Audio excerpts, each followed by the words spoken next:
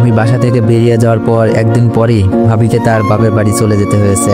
ভাবি কেমন বাসায় সবাই জানে। ভাবি ছিল সবার পছন্দের, কার কি প্রয়োজন খুব সহজেই বুঝে যেত, যার জন্য ভাবিকে নিয়ে কখনো ঝগড়াও হয়নি। হয়তো আমার প্রতি রাগগুলো এমন প্রখর ছিল যার জন্য ভাবি আমার সাথে কথা বলতে শুনে উল্টাপাল্টা ভাবতে সাহায্য করছে। আজ নিজের চোখে ভাবিকে বাসায় যেতে দেখবো স্বপ্নেও ভাবিনি। এখন আমার ভিডিও পাওয়ার কোনো প্রয়োজন নাই। ভাবির নিজের সংসার ফিরে পেয়েছে, এর থেকে খুশির খবর আর কি হতে পারে। তবে আমার একটা কাজ করতে হবে, ভাবির সাথে কথা বলা একদম বন্ধ করে দিতে হবে।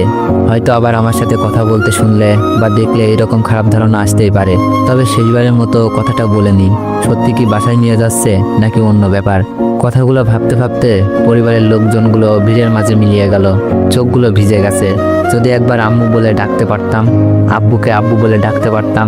এই জীবনে না জানি সেই সুযোগ হয় কিনা। গাড়ি চলতে শুরু করলো আমার চিরচেনা শহরটাকে ছেড়ে। মনে আজ কিছুটা শান্তি খুঁজে পাচ্ছি ভাবিকে বাসায় ফিরে যেতে দেখে। যদি এমন হতো আমিও আজ বাসায় যেতে পারতাম।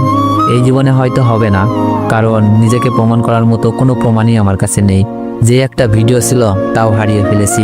শুধু ভাবি জানে আমি নির্দোষ। সেই কথা বলতে গিয়ে বাড়ি ছাড়া হয়েছিল। আর মিথিলা নিজেকে কখনোই ছোট করে সত্যিটা বলবে না। আর দুলাভাই তো নাই। আম্মুর কথা মনে পড়তেই চোখ বেয়ে পানি পড়ছিল। পাশ থেকে আম্মুর বয়সী কেউ বলে উঠল, কাঁদছো কেন বাবা? চোখের পানি মুছে বললাম, আম্মুর কথা আব্বুর কথা খুব মনে পড়ছে। মহিলাটা বলল, কেন তোমার আব্বু আম্মু কি নাই? মহিলাটা হয়তো ভাবছে আমার আব্বু আম্মু মারা গেছে। আমি বললাম, আছে, কিন্তু আমাকে তাদের ছেলে বলে দাবি করে না। মহিলাটা আগ্রহ নিয়ে জানতে চাইলো, কেন, কি হয়েছে?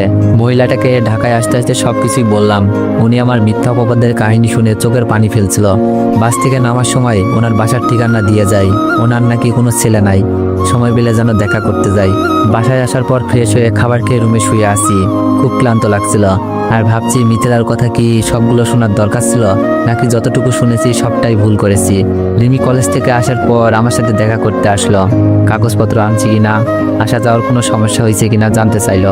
আমি যখন মিথিলার সাথে দেখা হওয়ার কথা বললাম, রিমি মন খারাপ করে ফেললো। তবে যখন ভাবিকে ভাইয়ার সাথে আব্বু আম্মুর সাথে বাসায় যাওয়ার কথা বলি, রিমি অনেক খুশি হলো।